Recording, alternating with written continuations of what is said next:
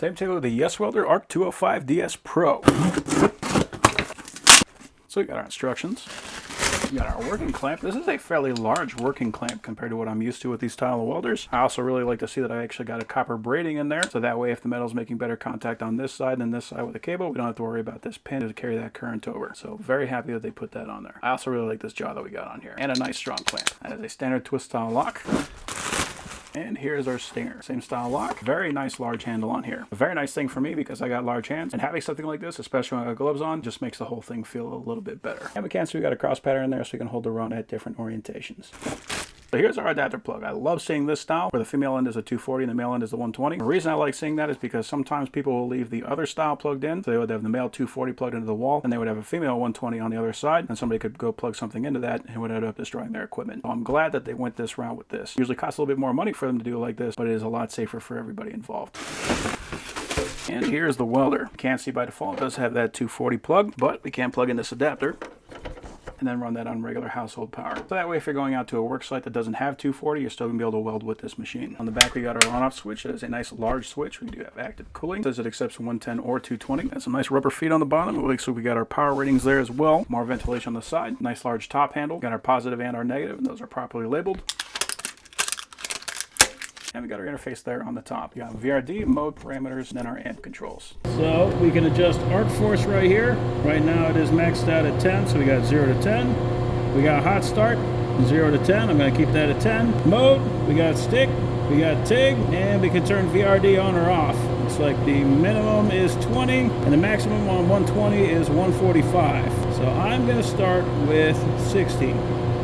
And you got this color code, you got red to positive and black to negative, so that's how I'm going to run it. And if we got to make any adjustments, I will do that.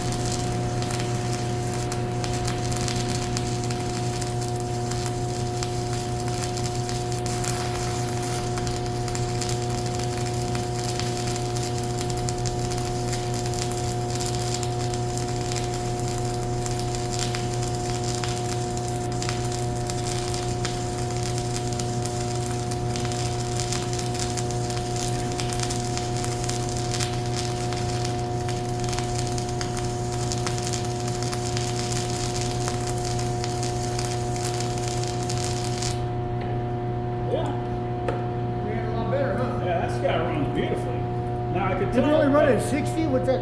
Yeah, with 60 amps, that actually ran really well. It was definitely a little too cool for this metal, but it ran. Like, I mean, yeah, I saw the light stay on. I'm like, yeah, cool. Yeah, that thing arced up beautifully. We got a couple different rods here. I do have the same ones, just a little bit thicker, I think. What is that? 18? This was a 13. I'm going to turn up the heat a little bit too, so I'm going to take this up to 85. Sounds beautiful. Cool. Hey, all brakes, please, all brakes.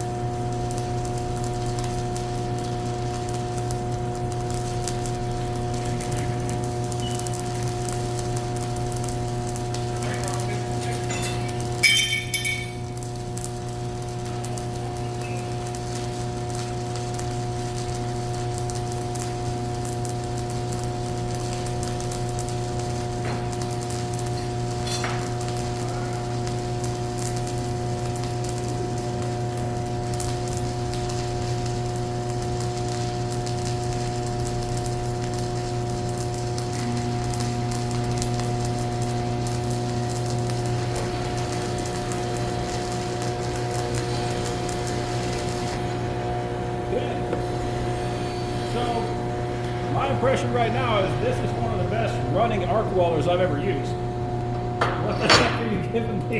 They give you a bigger thick piece of steel, Okay. and you can run that thicker rod right there. Try that one. Okay, all right. This is 7018. Yeah, that's the one you struggled with last time, right? No, it was a J422. Well, we're gonna have to crank these amps way up. Yeah, you want a thicker steel, try to get. Yeah, you can finally say you get a thicker rod. Okay. Sorry, man. That's not good. No, that round is gonna work.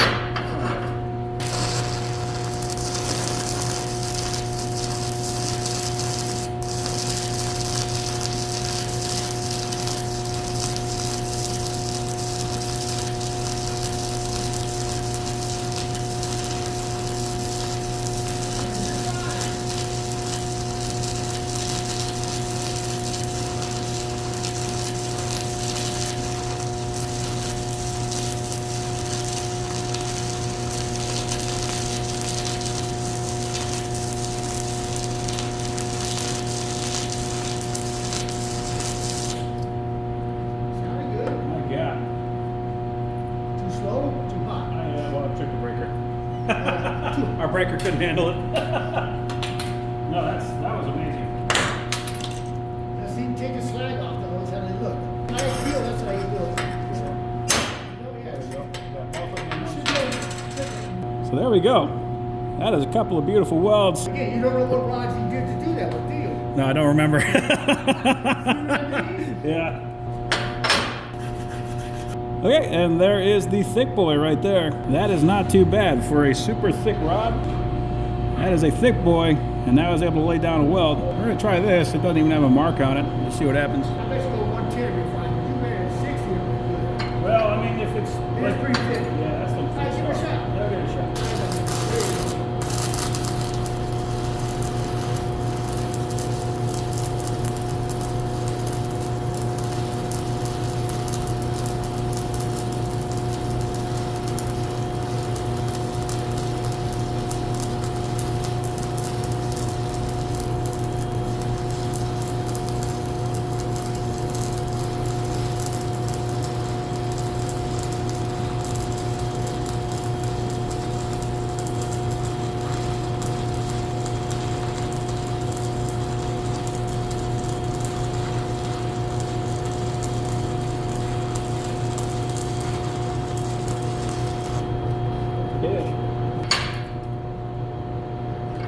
That is not bad at all. So that guy can put out 130 amps without tripping the breaker. That is pretty impressive. And just with how well this thing runs, that was legitimately a pleasure to work with. Most of these welders, it's just a matter of can I put a bead down? This one was actually kind of fun. So yeah, having tried many different welders, if I was going to buy one today, I would definitely be looking at that one.